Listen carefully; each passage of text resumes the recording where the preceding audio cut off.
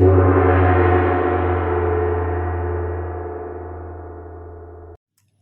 Ona News, 6 bulan Januari, nama saya Lawrence. Nama saya Muhammad Arif Hakim bin Acham. Kami akan menyampaikan tajuk pengaruh ICT terhadap kesepaduan nasional. Soalan yang harus dibincangkan ialah sejak akhir-akhir ini terdapat berbagai peristiwa yang berlaku dalam masyarakat berkaitan dengan penyebaran maklumat palsu menerusi media massa. Pada pendapat anda, mengapakah hal ini berlaku dan cabaran untuk mengekalkan kesepaduan nasional yang telah kita kecapi? Kami akan membincangkan topik-topik yang terdapat di dalam tajuk ini, iaitu pertama, punca utama penyebaran berita palsu, masyarakat yang mudah terperdaya. Kedua, media massa telah disalahgunakan oleh segelintir masyarakat yang tidak beretika, dan ketiga, penyebaran maklumat palsu menerusi media massa akan menimbulkan kekeliruan dan kebimbangan masyarakat. Topik yang keempat ialah kepalsuan maklumat dalam media massa akan bertambah teruk perselisihan kaum antara satu sama lain. Dan yang kelima ialah maklumat palsu mampu mengubah sikap atau kepribadian seseorang, individu dan masyarakat. Sebelum kita masuk lebih mendalam, lebih baik kita mengetahui definisi ICT, teknologi maklumat dan komunikasi, atau ICT adalah istilah yang merangkumi semua peralatan teknikal untuk memproses dan dapat menyampaikan maklumat penting. ICT juga terdapat dua aspek. Apakah dua aspek itu, Lawrence? Ya Arif, sememangnya terdapat dua aspek penting ICT, iaitu teknologi maklumat dan teknologi komunikasi. Oleh itu, isu yang hendak kami bincangkan pada hari ini ialah tentang maklumat palsu yang amat membimbangkan dan berpotensi untuk menjejaskan kesepaduan nasional. Ya, untuk itu dipersilakan Diroshain untuk menyampaikan bahagian yang seterusnya. Selamat sejahtera, nama saya Diroshini Inggesoren. Hari ini saya ingin membentangkan tentang penyebaran maklumat palsu di media sosial. Antaranya salah satu punca penyebaran berita palsu ini disebabkan oleh segelintir masyarakat yang mudah terperdaya dengan berita yang dipaparkan di laman media sosial. Ini dapat dilihat bahawa masyarakat masa kini sememangnya lebih gemar menggunakan laman media sosial. Media sosial ialah satu tempat yang dianggap sebagai perkongsian maklumat selain daripada maklumat yang dikongsikan di televisyen. Kebiasaannya, berita yang dikongsikan pada laman media sosial selari dengan berita yang dipaparkan di televisyen. Hal ini yang membuatkan mereka terperdaya dan terus menyebarkannya kepada orang lain tanpa memikirkan bahawa berita yang disampaikan itu tidak benar. Penyebaran berita palsu juga membenarkan seseorang melakukan kesalahan penjenayah cyber kerana mereka mengedarkan maklumat yang setia kepada dalam rangkaian sosial. Faktornya ialah kerana iri hati terhadap seseorang atau ketagihan mereka. Mereka menyebarkan maklumat palsu dengan menggunakan internet. Penyebaran berita palsu ini sangat membimbangkan ke semua masyarakat kerana mereka tidak mengetahui perkara tersebut asli ataupun tidak. Oleh itu, masyarakat Malaysia tidak boleh mempercayai berita yang telah dihantar oleh golongan yang tidak dipercayai. Sebelum menyebarkan kepada orang lain, mereka hendaklah melihat kesahihannya di laman web ataupun hendaklah dilaporkan kepada pihak yang bertanggungjawab agar maklumat atau berita itu tidak disampaikan kepada orang yang tidak bersalah atau berbuat demikian.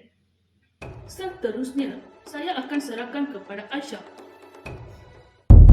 Seterusnya, saya Nuraisyah Safili akan memberitahu tentang media massa telah disalahgunakan oleh segelintir masyarakat yang tidak beretika menyebarkan maklumat tanpa menentukan kesahihannya dan sememangnya boleh mendatangkan kesan negatif kepada individu, keluarga dan masyarakat.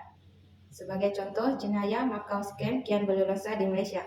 Setiap hari, kes orang ditipu melalui panggilan telefon semakin meningkat akibat individu tidak menentukan kesahihan maklumat tersebut dan mudah percaya dengan penyebaran maklumat palsu ini. Jenayah ini merupakan jenayah yang dilakukan melalui telefon atau internet yang boleh menyebabkan mangsa mengalami kerugian yang sangat besar. Oleh itu, untuk membanteras jenayah Makau scam ini, rakyat perlu bekerjasama dengan pihak berkuasa seperti pihak polis agar boleh dikesan dan dikenakan tindakan undang-undang kepada penjenayah tersebut. Kesannya, Makau scam boleh menghancurkan masyarakat dan merosakkan imej negara. Sekarang saya serahkan kepada Sarah.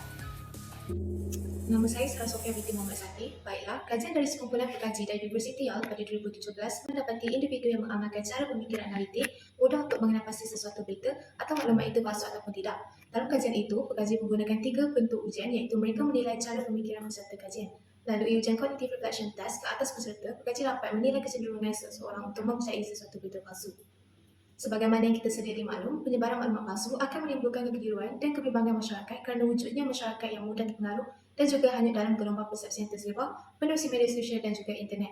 Sebagai contoh, maklumat yang disebarkan melalui media sosial yang popular dalam kalangan masyarakat pada hari ini antaranya ialah Facebook, Instagram, WhatsApp, Twitter, TikTok dan YouTube, di mana maklumat yang disebarkan kemungkinan menggunakan fakta yang betul tentang isu semasa tetapi peristiwa itu telah berlalu beberapa tahun lepas dan juga disebarkan seolah-olah ia berlaku sekali lagi. Dengan ini, kerajaan perlulah menjalankan kajian bagi mengubah undang-undang berkaitan penyebaran berita palsu dan media sosial. Saya mengambil beberapa langkah pendedahan melalui pendidikan dan kesedaran awam. Suatu langkah punitif dalam bentuk undang-undang yang lebih berat perlu diketengahkan bagi membanteras gejala ini. Itu sahaja daripada saya. Sekarang saya akan serahkan kepada Wen Hong. Nama saya Tan Pun Ong dan saya akan membincangkan tentang kepalsuan maklumat dalam media massa akan bertambah teruk perselisihan kaum antara satu sama lain. Maklumat palsu akan mengelirukan orang ramai kerana ia merupakan maklumat yang tidak benar atau tidak tepat. Maklumat palsu dapat mengelirukan banyak orang kerana ia mendatangkan dalam berbagai jenis, sebagai contoh, fitnah, analisis data yang palsu, atau peristiwa yang tidak benar berlaku, dan sebagainya. Maklumat palsu yang menyasarkan kaum-kaum tertentu pasti akan menyebabkan perselisihan kaum. Hal ini demikian kerana maklumat palsu akan menambahkan ketegangan yang terdapat dalam hubungan kaum yang terlibat.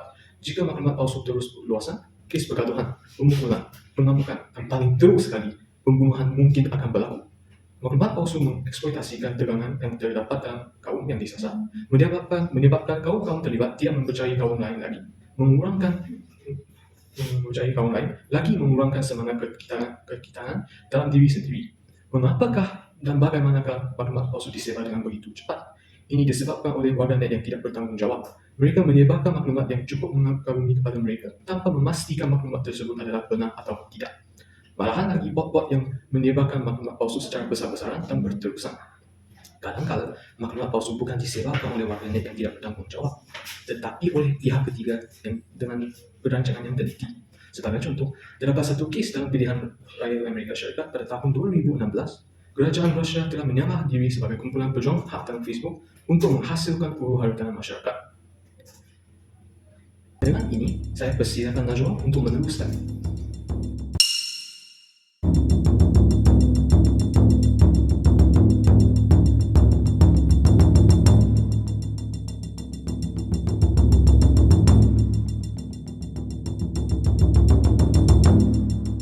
Nama saya Nur Izzati Najwa. Pada hari ini saya akan membincangkan tentang maklumat palsu. Kini dianggap sebagai salah satu ancaman yang mampu mengubah tingkah laku seseorang individu. Ini berikutan kajian eksperimen yang mendapati bahawa pendedahan kepada maklumat palsu secara berleluasa mampu mengubah sikap seseorang individu. Isu ini juga dikaitkan dengan tingkah laku masyarakat ini seperti serangan tiang telekomunikasi sebagai tindak balas kepada dakwaan rekaan. 5G menyebabkan coronavirus. Emosi dan kepercayaan juga mampu mempengaruhi perubahan tingkah laku sama ada secara sedar ataupun tidak. Psikologi baru-baru ini memberikan penekanan yang kuat pada bagaimana sikap tanpa sedar dapat mempengaruhi moral, emosi dan kognitif. Oleh itu, penting untuk kita menjangkakan kesan kepada dunia ketika menganggap bahan yang dioptimumkan secara psikometrik, khalayak yang disasarkan mikro dan pendedahan berulang. Seterusnya, Fatihah akan menimbulkan perbincangan pada hari ini. Saya Fatihah Nurul Syafiqah binti Ajil. Baiklah, kami dapat menyimpulkan bahawa penyebaran maklumat palsu berlaku disebabkan dua faktor utama, iaitu masyarakat yang tidak berwaspada semasa menggunakan media sosial dan penjenayah cyber yang sengaja memaparkan maklumat palsu untuk manfaat sendiri. Sebenarnya, setiap orang yang melayari internet dan mendapatkan maklumat daripada sumber dalam talian perlulah sentiasa berskeptikal. Kita tidak wajar mempercayai apa-apa sahaja yang dipaparkan dalam talian. Sebagai contoh, semasa kita membaca berita dalam talian, kita mestilah menyemak sumber berita tersebut dahulu dan memastikan sumber itu adalah sah. Kalau kita tidak pasti bahawa maklumat yang dilayari itu benar ataupun palsu, kita boleh menyemak di laman sosial sebenarnya.my. Oleh itu, masyarakat perlulah sentiasa sedar bahawa isu penyebaran maklumat palsu adalah sesuatu isu yang kronik dan haruslah berwaspada apabila menggunakan internet. Garis panduan menggunakan internet yang dikeluarkan oleh Google juga boleh menjadi rujukan kepada para rakyat Malaysia. Semoga penyebaran maklumat palsu dapat dibendung dan dikurangkan dan dihapuskan agar kesepaduan nasional dapat dikekalkan. Itu sahaja dari kami UK Online News. Terima kasih.